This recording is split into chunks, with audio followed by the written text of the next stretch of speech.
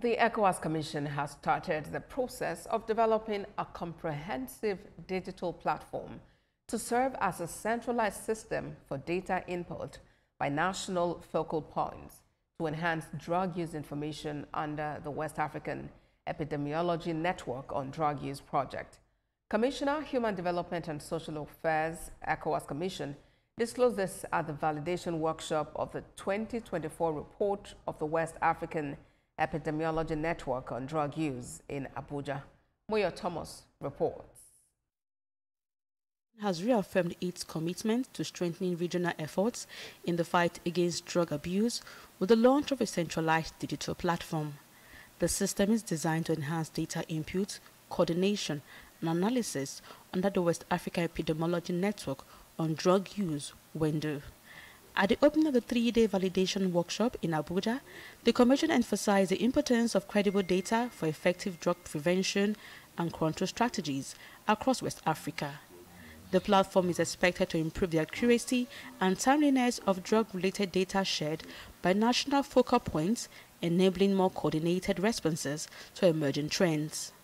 The workshop also aims to build capacity of WENDU focal points from ECOWAS member states in data collection, collation, and analysis using new improved tools. We will let the data lead us in what we do. We want to do our activities based on the evidence that we gather from the data. So that is why we do it every year.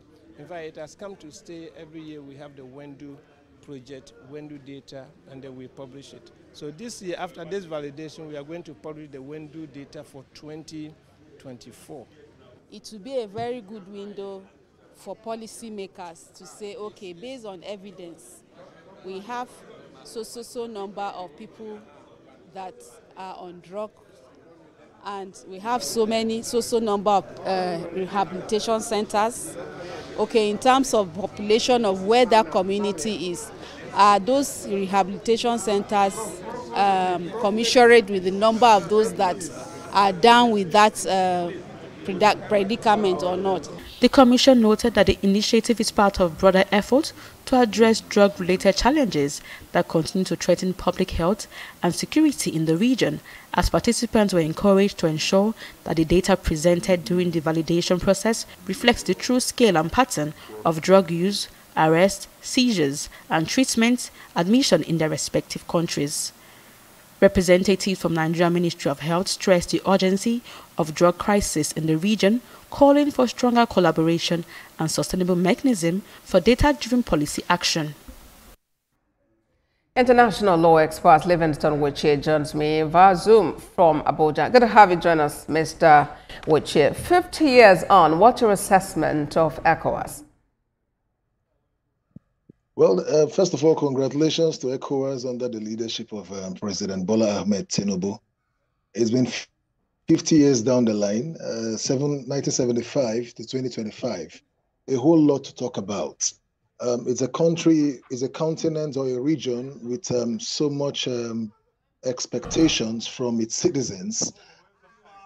And if you look at the objectives of ECOWAS bordering on issues of integration and cooperation across the region, you would ask yourself, to what extent have we been able to establish or achieve these set objectives?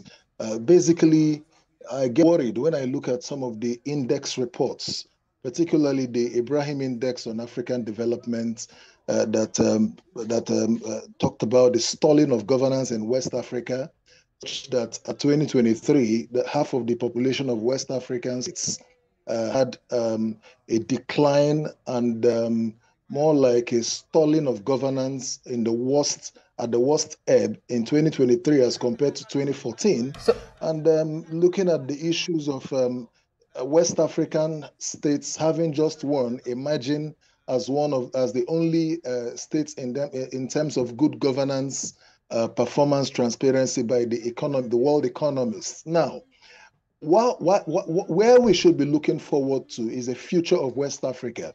Yes, there have been steps towards peacekeeping, but unfortunately, peacekeeping appears to be transmutating into further arms struggle and proliferation of firearms across the region, and the resurgence of what is described as unconstitutional change of governance, where about 3 states have left the community to form a Sahel unit, which is a decline in terms of the effort towards integration. Now, the projection looking forward is that West Africa under ECOWAS should begin to rethink its concept of governance. There is the need to begin to redefine democracy in West Africa. And in defining the concept of democracy in West Africa, we must stop ceremonializing ECOWAS, because it ought to function as an organization that checks compliance states to democratic development.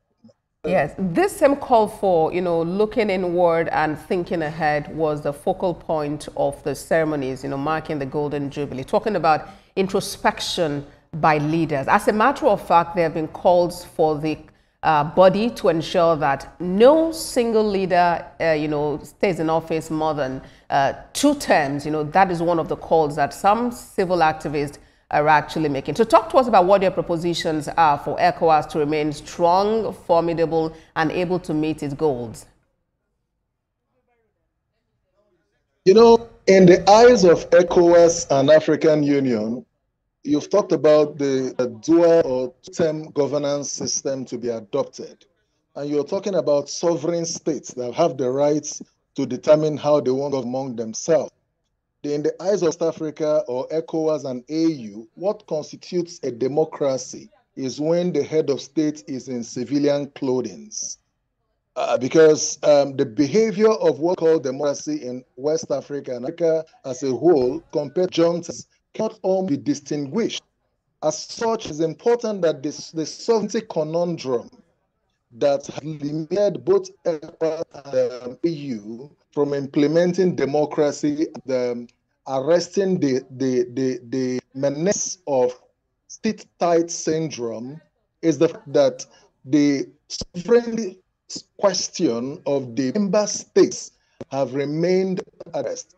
Member states are holding tenaciously and are unwilling to cede part of their sovereignty to either ECOWAS or AU. Sorry for bringing in the AU, because these are counterpart organizations, one at the regional, the other at the continental levels, working together. So where you have states holding tenaciously and willing to cede part of their sovereignty to the community, it becomes difficult to implement some of these protocols you're talking about. If you put this side by side in comparison to, for instance, the European Union, where the community laws of Europe govern and are supreme to the national laws of the states, you have the EU enforce its protocols and laws against any member states. The laws of those states still subject community law. So there is viewing the sovereignty question, because no matter the volume of protocols you propose towards promoting democracy under ECOWAS in current arrangement, as long as the sovereignty question is not addressed, it becomes difficult to ensure compliance by member states. All right, Mr. Wichie, I thank you very much for the insights of shared on World Now. Livingstone Wichie is international law expert. Thank you for your time on World Now.